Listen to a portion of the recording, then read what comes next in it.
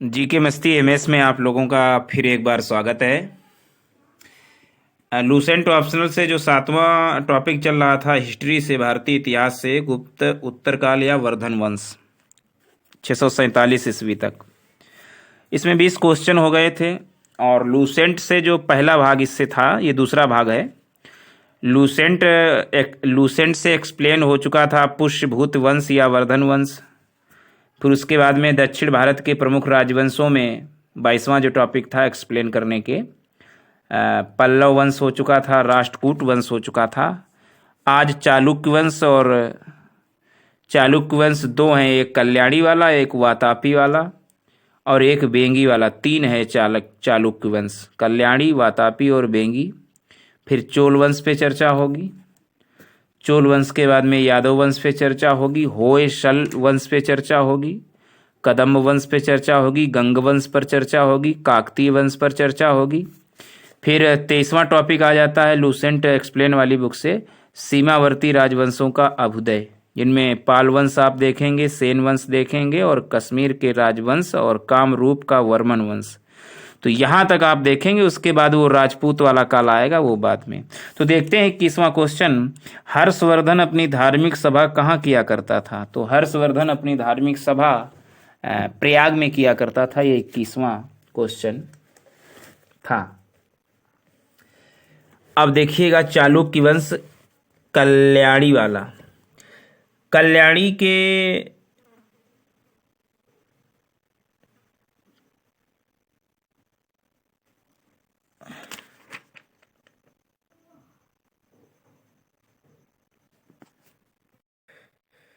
के चालुक्य वंश की स्थापना तैलप द्वितीय ने की थी।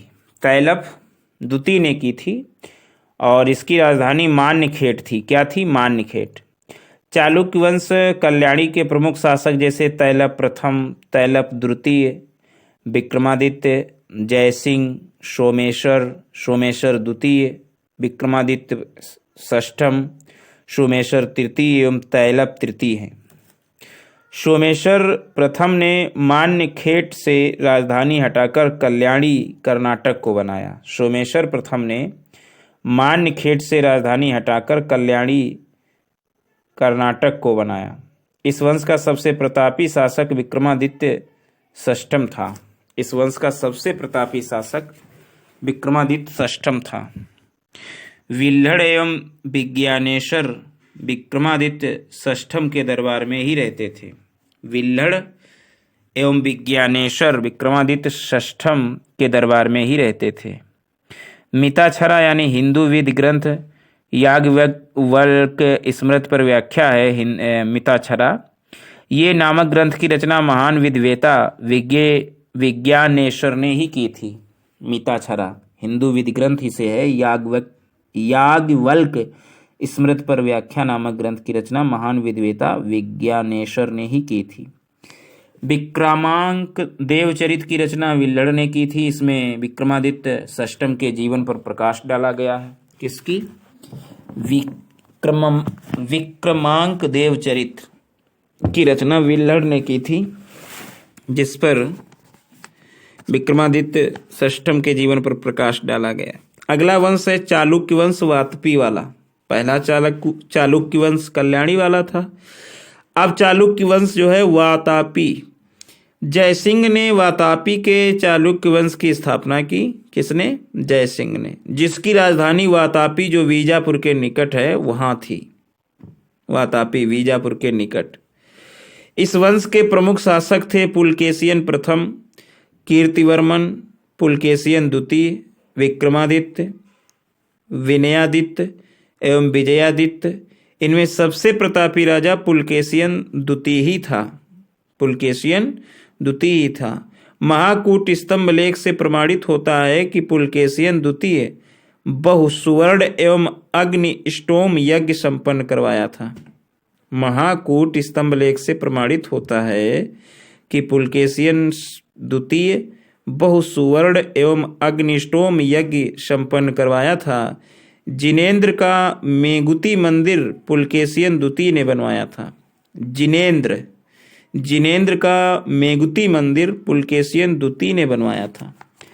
पुलकेशियन द्वितीय ने हर्षवर्धन को हराकर परमेश्वर की उपाधि धारण की थी। इसने दक्षिण पथेश्वर की उपाधि भी धारण की थी। पल्लव वंशी शासक नरसिंह वर्मन प्रथम ने पुलकेशिन द्वितीय को लगभग 642 ईस्वी में परास्त किया और उसकी राजधानी बादामी पर अधिकार कर लिया।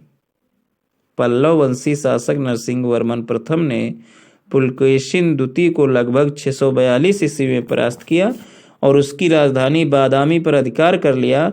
संभवतः इसी युद्ध में पुलकेशियन द्वितीय मारा भी गया। इसी विजय के बाद नरसिंह वर्मन ने वातापीकोड की उपाधि धारण की। वातापीकोड की उपाधि धारण की। ऐहोल अभिलेख का संबंध पुलकेशिन द्वितीय से है। ऐहोल अभिलेख का संबंध पुलकेशियन द्वितीय से है।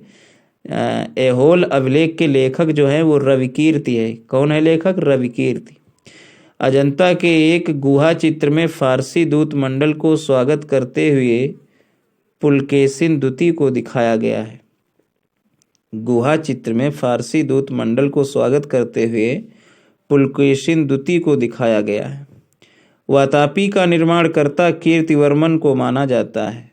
वातापी का निर्माणकर्ता कीर्तिवर्मन को माना जाता है। मालवा को जीतने के बाद विनयादित्य ने शकलोत्तर पथनाथ की उपाधि धारण की। मालवा को जीतने के बाद विनयादित्य ने शकलोत्तर पथनाथ की उपाधि धारण की। विक्रमादित्य द्वितीय के शासनकाल में ही दक्कन में अरबों ने आक्रमण किया। इस आक्रमण का मुकाबला विक्रमादित्य के भतीजा पुलकेशी ने किया। इस अभियान की सफलता पर विक्रमादित्य द्वितीय ने इसे अवनिज नाश्रय की उपाधि प्रदान की। इस अभियान की सफलता पर विक्रमादित्य द्वितीय ने इसे अवनिज नाश्रय की उपाधि प्रदान की। विक्रमादित्य द्वितीय की प्रथम पत्नी लोक महादेवी ने पट्टदकल में विरूपाक्ष महादेव मंदिर। विक्रमादित्य द्वितीय की प्रथम पत्नी लोक महादेवी ने पट्टदकल में, ये स्थान का नाम है, पट्टदकल में विरूपाक्ष महादेव मंदिर तथा दूसरी पत्नी त्रैलोक्य देवी ने त्रैलोकेश्वर मंदिर का निर्माण कराया। विक्रमादित्य द्वितीय की दो पत्नियां लोक महादेवी ने विरूपाक्ष महादेव मंदिर और दूसरी पत्नी त्रैलोक्य देवी ने त्रैलोकेश्वर मंदिर का निर्माण करवाया। इस वंश का अंतिम राजा कीर्तिवर्मन द्वितीय था। इसे इसके सामंत दंत दुर्ग ने परास्त कर एक नए वंश राष्ट्रकूट वंश की स्थापना की थी। ऐहोल को मंदिरों का शहर कहा जाता है। ऐहोल शहर को मंदिरों का शहर कहा जाता है। अब अगला चालुक्य वंश है बेंगी वाला चालुक्य वंश। बेंगी के चालुक्य वंश का संस्थापक विष्णुवर्धन था। इसकी राजधानी बेंगी आंध्र प्रदेश में थी। इस वंश के प्रमुख शासक थे जयसिंह प्रथम, इंद्रवर्धन, विष्णुवर्धन द्वितीय, जयसिंह द्वितीय एवं विष्णुवर्धन तृतीय। इस वंश के सबसे प्रतापी राजा विजयादित्य तृतीय था, जिसका सेनापति पंडरंग था। कौन था? पंडरंग। अगला है चोल वंश। चोल वंश 9वीं शताब्दी में चोल वंश पल्लवों के ध्वंसावशेषों पर स्थापित हुआ। ध्वंसावशेषों पर मतलब ध्वंस होने पर ये स्थापित हुआ, जब पल्लव लोग ध्वंस हो गए।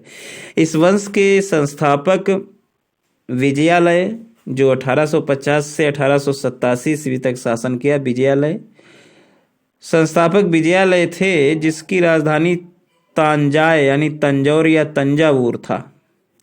तंजावुर का वास्तुकार कुंजर मल्लन राज पेरुथच्चन था। तंजावुर का वास्तुकार कुंजर मल्लन राज पेरुथच्चन था। विजयालय ने नरकेसरी की उपाधि धारण की और निशुंभ सूदनी देवी का मंदिर बनवाया। विजयालय जो चोल वंश का संस्थापक था, उसने नरकेसरी की उपाधि धारण की और विशुंभ सूदनी देवी का मंदिर बनवाया। चोलों का स्वतंत्र राज्य आदित्य प्रथम ने स्थापित किया। पल्लवों पर विजय पाने के उपरांत आदित्य प्रथम ने कोदंडराम की उपाधि धारण की। विजय पाने पर आदित्य प्रथम ने कोदंडराम की उपाधि धारण की। चोल वंश के प्रमुख राजा थे परांतक प्रथम, राजराज प्रथम, राजेंद्र प्रथम, राजेंद्र द्वितीय एवं कुलोन्दुक। परांतक प्रथम, राजराज प्रथम, राजेंद्र प्रथम, राजेंद्र सेकंड एवं कुलोतुंग। तक्कोलम के युद्ध में राष्ट्रकूट नरेश कृष्ण तृतीय ने तक्कोलम के युद्ध में राष्ट्रकूट नरेश कृष्ण तृतीय ने परांतक प्रथम को पराजित किया। इस युद्ध में परांतक प्रथम का बड़ा लड़का राज्यादित्य मारा गया। परांतक प्रथम का बड़ा लड़का राज्यादित्य मारा गया। राज्य राजा प्रथम ने श्रीलंका पर आक्रमण किया। वहां के राजा महिम पंचम को भागकर श्रीलंका के दक्षिण जिला रोहड़ में शरण लेनी पड़ी। श्रीलंका पर आक्रमण किया, वहां के राजा महिम पंचम को भागकर श्रीलंका के दक्षिण जिला रोहड़ में शरण लेनी पड़ी। नेक्स्ट पॉइंट, राजराज प्रथम श्रीलंका के विजित प्रदेशों को चोल साम्राज्य का एक नया प्रांत मुमिड़ी चोल मंडलम बनाया और पोलनरुवा को इसकी राजधानी बनाया। मुमिड़ी चोल मंडलम और राजधानी पोलनरुवा। राजराज प्रथम शैव धर्म का अनुयायी था। इसने तंजौर में राजराजेश्वर का शिव मंदिर बनाया। चोल साम्राज्य का सर्वाधिक विस्तार राजेंद्र प्रथम के शासनकाल में हुआ। बंगाल के पाल शासक महिपाल को पराजित करने के बाद राजेंद्र प्रथम ने गंगैकोंड चोल की उपाधि धारण की। किसको हराया इसने? बंगाल के पाल शासक महिपाल को हराया था राजेंद्र प्रथम ने, तब जाके इसका नाम पड़ा था गंगैकोंड चोल।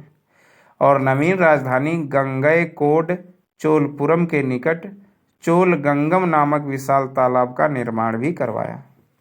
जो इनकी राजधानी थी गंगैकोंड चोलपुरम, उसी के निकट इसने चोल गंगम नामक विशाल तालाब का निर्माण कराया।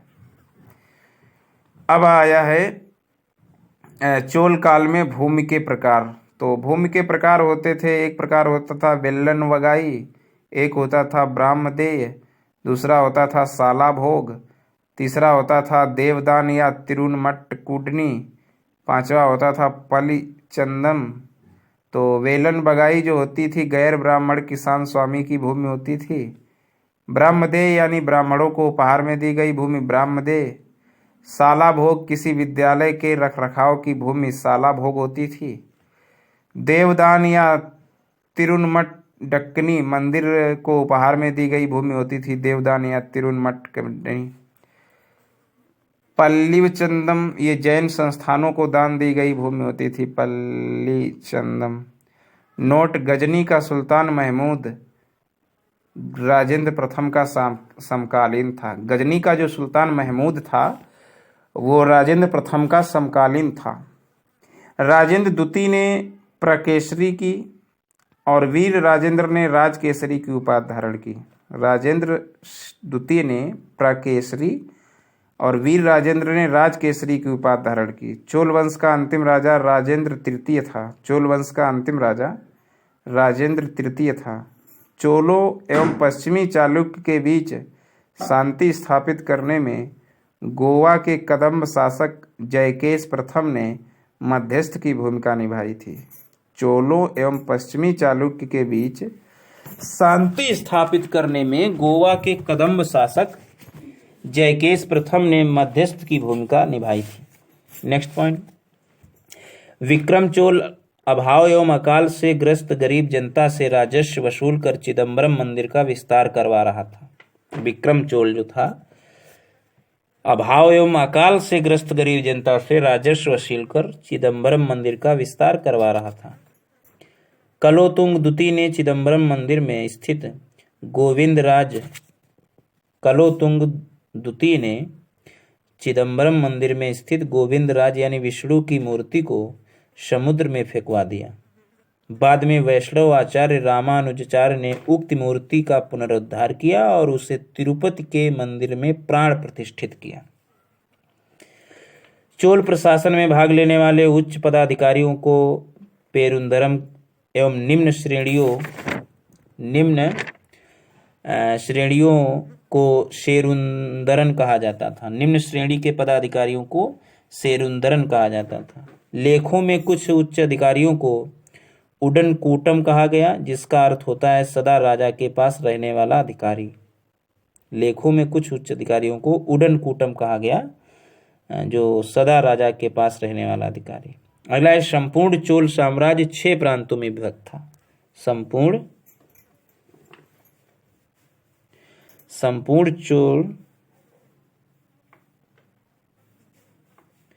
चोल प्रांत जो है 6 प्रांतों में विभक्त था।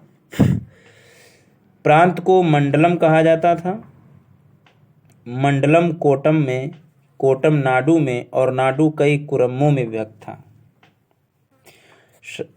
संपूर्ण चोल साम्राज्य 6 प्रांतों में विभक्त था। प्रांत को मंडलम कहा जाता था। मंडलम कोटम में, कोटम नाडु में एवं नाडु कई कुरम्मों में विभक्त था। नाडु की स्थानीय सभा को नाटुर एवं नगर की स्थानीय सभा को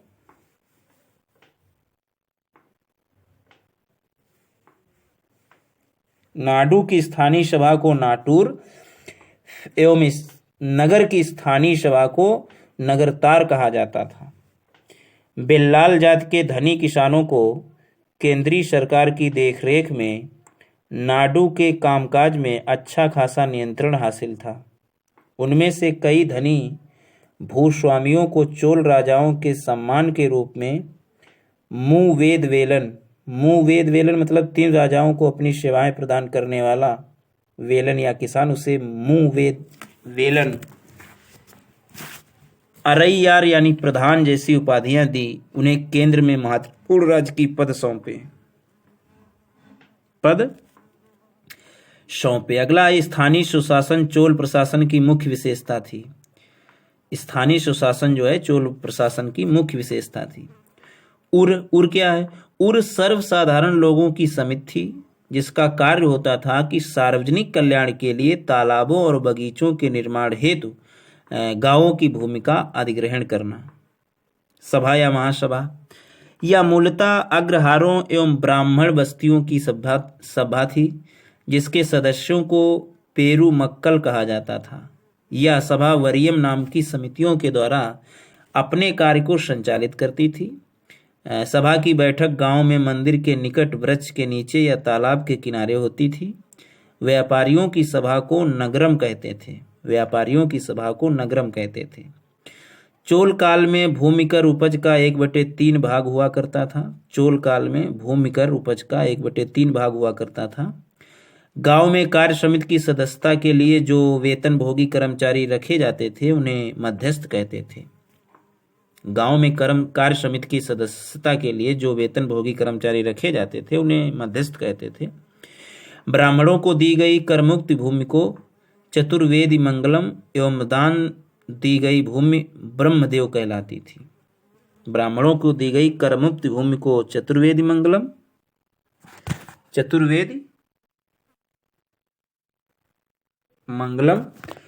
और दान दी गई भूमि ब्रह्मदेव कहलाती थी। चोल सेना का सबसे संगठित अंग था पदाति सेना। अगला है उत्तर मेरूर अभिलेख के अनुसार सभा की सदस्यता।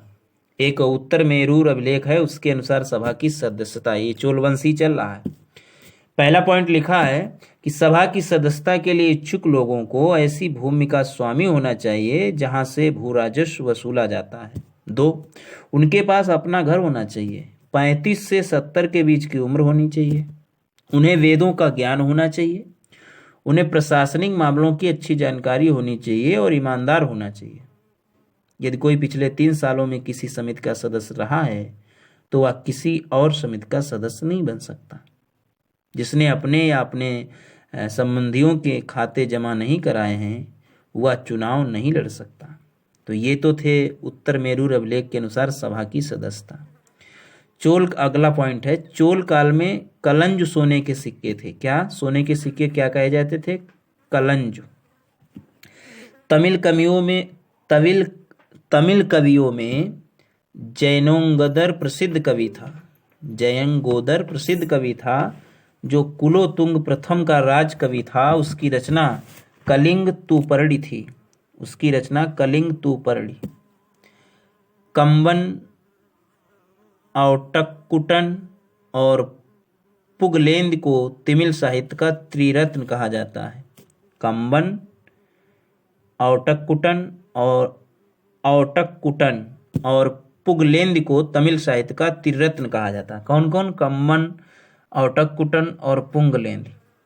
पंप, पोन एवं रन्न कन्नड़ साहित्य के त्रिरत्न हैं। तमिल के हैं कंबन, औटक्कुटन और पुगलेंद, जबकि कन्नड़ के हैं पंप, पोन, रन्न। पर्सी ब्राउन ने तंजौर के बृहदेश्वर मंदिर के विमान को भारतीय वास्तुकला का निकष माना है। पर्सी ब्राउन ने तंजौर के बृहदेश्वर मंदिर के विमान को भारतीय वास्तुकला का निकष माना है। चोलकालीन नटराज प्रतिमा को चोल कला का सांस्कृतिक सार या निचोड़ कहा जाता है। चोलकालीन नटराज प्रतिमा को चोल कला का सांस्कृतिक सार या निचोड़ कहा जाता है। चोल कांस्य प्रतिमाएं संसार की सबसे उत्कृष्ट कांस्य प्रतिमाओं में गिनी जाती हैं। चोल कांस्य प्रतिमाएं संसार की सबसे उत्कृष्ट कांस्य प्रतिमाओं में गिनी जाती हैं। शैव संत ईशान शिव पंडित राजेंद्र प्रथम के गुरु थे। शैव संत जो ईशान शिव थे वो पंडित राजेंद्र प्रथम के गुरु थे। चोल काल 10वीं शताब्दी का सबसे महत्वपूर्ण बंदरगाह कावेरी पट्टनम था। चोल काल यानी 10वीं शताब्दी का सबसे महत्वपूर्ण बंदरगाह कावेरी पट्टनम था। बहुत बड़ा गांव जो एक इकाई के रूप में शासित किया जाता था तनियर कहलाता था। तनियर। उत्तर मेरूर शिलालेख जो सभा संस्था का विस्तृत वर्णन उपस्थित करता था परांतक प्रथम के शासनकाल से संबंधित है। उत्तर मेरूर शिलालेख जो सभा संस्था का विस्तृत वर्णन उपस्थित करता था परांतक प्रथम के शासनकाल से संबंधित था। चोलों की राजधानी कालक्रम के अनुसार थी उरैरूर, तंजौर, गंगैकोंड, चोलपुरम एवं कांची। ये चोलों की राजधानी कालक्रम के अनुसार है। पहले उरैयूर, तंजौर, गंगैकोंड, चोलपुरम एवं कांची। चोल काल में सड़कों की देखभाल बागान समिति करती थी। चोल काल में आम वस्तुओं के आदान प्रदान का आधार धान था। आम वस्तुओं के आदान प्रदान का आधार धान था। चोल काल के विशाल व्यापारी समूह निम्न थे: वलंजियार, नानादेशी एवं मणिग्रामम। चोल काल के विशाल व्यापारी समूह निम्न थे: वलंजियार, नानादेशी एवं मणिग्रामम। विष्णु के उपासक अलवार एवं शिव के उपासक नए नार संत कहलाते थे। विष्णु के उपासक अलवार और एवं शिव के उपासक नयनार संत कहलाते थे। तो ये तो था चोल वंश। अगला है यादव वंश। देवगिरी के यादव वंश की स्थापना भिल्लम पंचम ने की थी। किसने? भिल्लम पंचम ने की थी। इसकी राजधानी देवगिरी ही थी। देवगिरी ही थी। इस वंश का सबसे प्रतापी राजा सिंघड़ जो 1210 से 1246 ईस्वी तक शासन किया, सिंघड़ था। इस वंश का अंतिम स्वतंत्र शासक रामचंद्र था जिसने अलाउद्दीन के सेनापति मालिक गफूर के सामने आत्मसमर्पण किया। मालिक गफूर के सामने आत्मसमर्पण किया। अगला है होयसल वंश। अगला वंश है होयसल वंश। द्वार समुद्र के होयसल वंश की स्थापना विष्णुवर्धन ने की थी। होयसल वंश यादव वंश की ही एक शाखा थी। वेलूर में चेन्ना केशव मंदिर का निर्माण विष्णुवर्धन ने 1117 ईस्वी में किया था। 1117 ईस्वी में किया था। होयसल वंश का अंतिम शासक वीर बल्लाल तृतीय था। होयसल का अंतिम शासक वीर बल्लाल तृतीय था, जिसे मालिक गफूर ने हराया था, जिसे मालिक कफूर ने हराया था। होयसल वंश की राजधानी द्वार समुद्र, जो आधुनिक जो हलेविड है वही होयसल वंश की राजधानी थी, द्वार समुद्र, आधुनिक हलेविड। अगला है वंश कदम्ब वंश। कदम्ब वंश की स्थापना मयूर शर्मन ने की थी। कदम्ब वंश की राजधानी वनवासी थी। कदम्ब वंश की राजधानी वनवासी थी, मयूर शर्मन ने स्थापना की। अगला है गंग वंश। गंग वंश संस्थापक ब्रजहस्त पंचम था। ब्रजहस्त पंचम था। अभिलेखों के अनुसार गंग वंश के प्रथम शासक कोंकणी वर्मा था। प्रथम शासक कोंकणी वर्मा था। गंगों की प्रारंभिक राजधानी कुबलाल यानी कोलार थी, जो बाद में तलकाड हो गई। दत्तक सूत्र पर टीका लिखने वाला गंग शासक माधव प्रथम था। दत्तक सूत्र पर टीका लिखने वाला गंग शासक माधव प्रथम था। काकतीय वंश। अगला वंश है काकतीय वंश। काकतीय वंश का संस्थापक बीटा प्रथम था, जिसने नलगोंडा, जो हैदराबाद है, नलगोंडा। काकतीय वंश का संस्थापक बीटा प्रथम था, जिसने नलगोंडा हैदराबाद में एक छोटे से राज्य का गठन किया, जिसकी राजधानी अम्बकोंड थी। क्या थी? अम्बकोंड, जिसकी राजधानी अम्बकोंड थी। इस वंश का सबसे शक्तिशाली शासक गणपत था। रुद्रमा देवी गणपत की बेटी थी, जिसने रुद्रदेव महाराज का नया ग्रहण किया, जिसने 35 वर्ष तक शासन किया। इस वंश का सबसे शक्तिशाली शासक, मतलब काकतीय वंश का सबसे शक्तिशाली शासक गणपति था। रुद्रमा देवी गणपति की बेटी थी, जिसने रुद्रदेव महाराज का नाम ग्रहण किया और जिसने 35 वर्ष तक शासन किया। गणपति ने अपनी राजधानी वारंगल में स्थानांतरित कर ली थी। गणपति ने अपनी राजधानी वारंगल में स्थानांतरित कर ली थी। इस राजवंश का अंतिम शासक प्रताप रुद्र था। प्रताप रुद्र, जो 1295 से 1323 ईस्वी तक शासन किया। काकतीय वंश का अंतिम शासक प्रताप रुद्र था, 1295 से 1323। तो ये तो वंश थे दक्षिण भारत के प्रमुख राजवंश। अगला हेडिंग है 23वां लूसेंट में सीमावर्ती राजवंशों का अभ्युदय। जो सीमावर्ती राजवंश थे उनका अभ्युदय। तो पहला है पाल वंश। पाल वंश का संस्थापक गोपाल था। 750 ईस्वी में इसने स्थापना की पाल वंश की, और इस वंश की राजधानी मुंगेर थी। क्या थी? मुंगेर। गोपाल बौद्ध धर्म का अनुयायी था। इसने ओदंतपुरी विश्वविद्यालय की स्थापना की थी। ओदंतपुरी विश्वविद्यालय। पाल वंश के प्रमुख शासक धर्मपाल, देवपाल, नारायणपाल, महिपाल, नयपाल आदि। पाल वंश का सबसे महान शासक धर्मपाल था, जिसने विक्रमशिला विश्वविद्यालय की स्थापना की थी। कन्नौज के लिए त्रिपक्षी संघर्ष पाल वंश, गुर्जर प्रतिहार वंश एवं राष्ट्रकूट वंश के बीच हुआ। इसमें पाल वंश की ओर से सर्वप्रथम धर्मपाल शामिल हुआ था। 11वीं सदी के गुजराती कवि सोड्डठल ने धर्मपाल को उत्तरापथ स्वामी की उपाधि से संबोधित किया। गुजराती कवि 11वीं सदी के गुजराती कवि सोड्डठल ने धर्मपाल को उत्तरापथ स्वामी की उपाधि से संबोधित किया। सोमपुर विहार का निर्माण भी धर्मपाल ने कराया था। विक्रमशिला तो विश्वविद्यालय बनवाया था, लेकिन सोमपुर महाविहार का निर्माण भी धर्मपाल ने करवाया था। ओदंतपुरी बिहार के प्रसिद्ध बौद्ध मठ का निर्माण देवपाल ने करवाया। ओदंतपुरी में जो बिहार में है, ओदंतपुरी विश्वविद्यालय गोपाल ने बनवाया था, तो वही ओदंतपुरी के प्रसिद्ध बौद्ध मठ का निर्माण देवपाल ने कराया। ओदंतपुरी विश्वविद्यालय गोपाल ने और मठ का निर्माण, बौद्ध मठ का निर्माण देवपाल ने। नेक्स्ट पॉइंट, जावा के शैलेंद्र वंशी शासक बालपुत्र देव के अनुरोध पर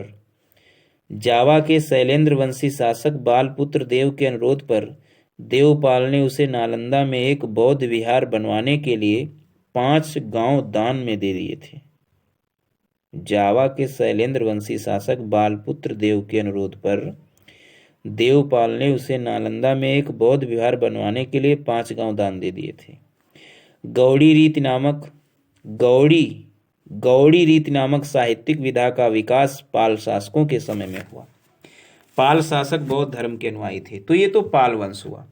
अब है सेन वंश। देखो, सेन वंश की स्थापना सामंत सेन ने राड़ में की थी। कहाँ? राड़ में। इसकी राजधानी नदिया और जिसका नाम लखनऊती थी। सेन वंश के प्रमुख शासक से विजय सेन, बल्लाल सेन एवं लक्ष्मण सेन। सेन वंश का प्रथम स्वतंत्र शासक विजय सेन था, जो शैव धर्म का अनुयायी था।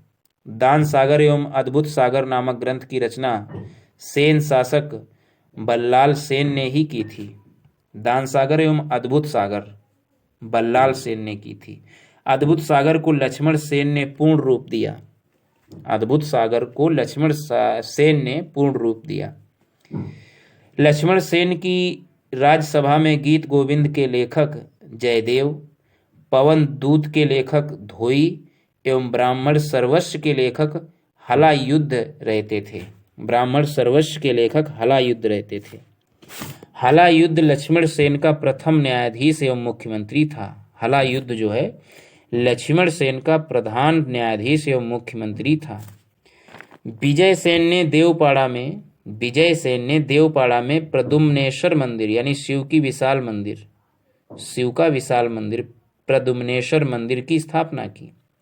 देवपाड़ा में प्रद्युम्नेश्वर मंदिर, शिव का विशाल मंदिर। सेन राजवंश प्रथम राजवंश था जिसने अपना अभिलेख सर्वप्रथम हिंदी में उत्कीर्ण करवाया। सेन राजवंश प्रथम राजवंश था जिसने अपना अभिलेख सर्वप्रथम हिंदी में उत्कीर्ण करवाया। लक्ष्मण सेन बंगाल का अंतिम हिंदू शासक था। लक्ष्मण सेन जो था बंगाल का अंतिम हिंदू शासक था। अगला पॉइंट है कश्मीर के राजवंश। देखिए, कश्मीर पर शासन करने वाले शासक वंश कालक्रम से इस प्रकार हैं। पहले कारकोट वंश, फिर उत्पल वंश और फिर लोहार वंश। कारकोट वंश, उत्पल वंश, लोहार वंश। 627 ईस्वी में दुर्लभ वर्धन नामक व्यक्ति ने कश्मीर में कारकोट वंश हिंदू वंश की स्थापना की। कारकोट वंश यानी हिंदू वंश की स्थापना की। हेनसांग ने उसके शासनकाल में कश्मीर की यात्रा भी की थी, दुर्लभ वर्धन के शासनकाल में। फिर कारकोट वंश का सबसे शक्तिशाली राजा ललितादित्य मुक्तापीठ था। कश्मीर का मार्तंड मंदिर का निर्माण ललितादित्य मुक्तापीठ के द्वारा करवाया गया था। कश्मीर का मार्तंड मंदिर का निर्माण ललितादित्य मुक्तापीठ के द्वारा करवाया गया था। कारकोट वंश के बाद कश्मीर पर उत्पल वंश का शासन हुआ। इस वंश का संस्थापक अवंतिवर्मन था। अवंतिपुर नामक नगर की स्थापना अवंतिवर्मन ने ही की थी। अवंतिवर्मन के अभियंता सूय ने सिंचाई के लिए नहरों का निर्माण कराया। अवंतिवर्मन के अभियंता सूय ने सिंचाई के लिए नहरों का निर्माण करवाया। 980 ईस्वी में उत्पल वंश की रानी दिद्दा एक महत्वाकांक्षी शासिका हुई। 980 ईस्वी में उत्पल वंश के बाद कश्मीर पर लोहार वंश का शासन हुआ। लोहार वंश का संस्थापक संग्राम राज था। संग्राम राज के बाद अनंत राजा हुआ। इसकी पत्नी सूर्यमती ने प्रशासन को सुधारने में उसकी सहायता की। लोहार वंश का शासक हर्ष विद्वान कवि तथा कई भाषाओं का ज्ञाता था। हर्ष जो शासक था वो विद्वान कवि तथा कई भाषाओं का ज्ञाता था। कल्हड़ हर्ष का आश्रित कवि था। लोहार वंश का शासक जो हर्ष था उसका आश्रित कवि कल्हड़ था। जयसिंह लोहार वंश का अंतिम शासक था जिसने 1128 ईस्वी से 1155 ईस्वी तक शासन किया। जयसिंह के शासन के साथ ही कल्हड़ की राजत रंगड़ी का विवरण समाप्त हो जाता है। जयसिंह के शासन के साथ ही कल्हड़ की राजत रंगड़ी का विवरण समाप्त हो जाता है। तो ये तो कश्मीर के राजवंश थे। अगला पॉइंट कामरूप का वर्मन वंश।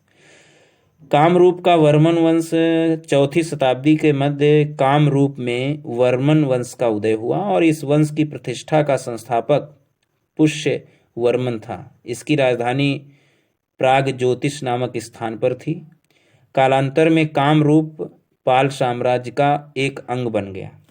तो ये तो हुए आपके गुप्त उत्तरकाल वर्धन काल वंश से सारा टॉपिक पढ़ लिया लूसेंट से। अब किरण का रह गया। आगे जो आएगा लूसेंट से वो अब राजपूतों के बारे में आएगा, वो हम जब राजपूतों वाला टॉपिक आएगा तब देखेंगे। तो इसके जो क्वेश्चन हैं 21 से वो देख लेते हैं। 21वां क्वेश्चन हो चुका है। 22वां क्वेश्चन कह रहा है कि वर्धन वंश की राजधानी थानेसर किस प्रदेश में स्थित है? तो हरियाणा में स्थित है। थानेसर जो है हरियाणा में स्थित। हर्षवर्धन की बहन राजश्री का विवाह किसके साथ हुआ? तो मौखरी जो नरेश थे ग्रहवर्मा से हुआ। मौखरी वंश के नरेश ग्रहवर्मा से हुआ जो कन्नौज के राजा थे। हर्षवर्धन के अग्रज राजवर्धन द्वितीय की हत्या किसने की थी? तो गौड़ नरेश शशांक ने की थी। राजवर्धन द्वितीय की हत्या गौड़ नरेश शशांक ने की थी। हर्षवर्धन ने 606 ईस्वी में हर्ष संवत की स्थापना किस उपलक्ष्य में की थी? 606 ईस्वी में हर्ष संवत की स्थापना अपने राज्य रोहण के उपलक्ष्य में की थी।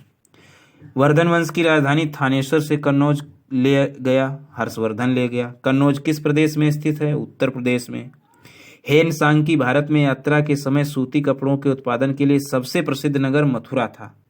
हेन सांग की भारत में यात्रा के समय सूती कपड़ों के उत्पादन के लिए सबसे प्रसिद्ध नगर मथुरा था। कवि बाणभट्ट निवासी था थानेसर का। नागानंद का रचनाकार कौन था? हर्षवर्धन थे। नागानंद का रचनाकार हर्षवर्धन। सम्राट हर्षवर्धन ने 2 महान धार्मिक सम्मेलनों का आयोजन किया था कन्नौज व प्रयाग में। कहाँ? कन्नौज व प्रयाग में। कन्नौज में, प्रयाग में। नागानंद रत्नावली एवं प्रियदर्शिका नाटकों के नाटककार थे। पिछले भाग में देखना हर्षवर्धन के बारे में। नागानंद रत्नावली एवं प्रियदर्शिका नाटकों के रचनाकार हर्षवर्धन थे। 33वां क्वेश्चन, गुर्जरों को किस शासक ने पराजित किया? तो हर्षवर्धन ने पराजित किया। गुर्जरों को हर्षवर्धन ने पराजित किया।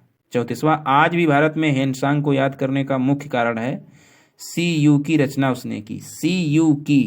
CU की रचना उसने की। 35वां है, हर्षवर्धन के विजयी जीवन में एकमात्र पराजय देने वाला पुलकेशियन द्वितीय कहाँ का शासक था? तो वातापी या बादामी। वातापी का या बादामी का शासक था पुलकेशियन द्वितीय, जिससे हर्षवर्धन हार गया। 36वां, हर्षवर्धन ने अपनी पुत्री का विवाह वल्लभ नरेश से किया, जो कि उसकी एक बड़ी कूटनीतिक उपलब्धि थी। वल्लभ नरेश का नाम था ध्रुवसेन द्वितीय। ध्रुवसेन द्वितीय। 37वां, 641 ईस्वी में किसने चीन के राजा ताई तुसुंग के पास एक राजदूत भेजा? तो 641 में हर्षवर्धन ने चीन के राजा ताई तुसुंग के पास एक राजदूत भेजा था। 38वां क्वेश्चन, हर्षवर्धन के भारतीय मिशन के जवाब में चीनी सम्राट ताई तुसुंग ने 3 चीनी मिशन हर्षवर्धन के दरबार में भेजे, जिसमें से एक मिशन हर्षवर्धन के मरणोपरांत पहुंचा। अंतिम मिशन में शामिल उस चीनी राजदूत का क्या नाम है जिसने हर्ष की मृत्यु के तुरंत बाद जो घटनाक्रम घटित हुआ उसका विस्तार से वर्णन किया? तो वो है वांग वेन तेसे। वांग होएन तेसे। और भी हैं, मतलब ये सही है। वांग होएन तेसे और होएन तेसांग ये भी है, इत्सिंग ये भी है, फाहान ये भी है। सही है वांग होएन तेसे। 39वां क्वेश्चन, किस चीनी यात्री को वर्तमान शाक्य मुनि एवं यात्रियों में राजकुमार कहा जाता है? वर्तमान शाक्य मुनि, यात्रियों में राजकुमार, तो यह है हेनेत सॉन्ग। 40वां और आज का अंतिम सवाल, हेनेत सॉन्ग भारत में लगभग कितने साल रहा? तो 14 साल रहा। तो ये 40 क्वेश्चन कंप्लीट हुए। Thanks for watching. अगले पार्ट में देखेंगे सारे क्वेश्चन और किरण बुक से इसका एक्सप्लेन। Thanks for watching.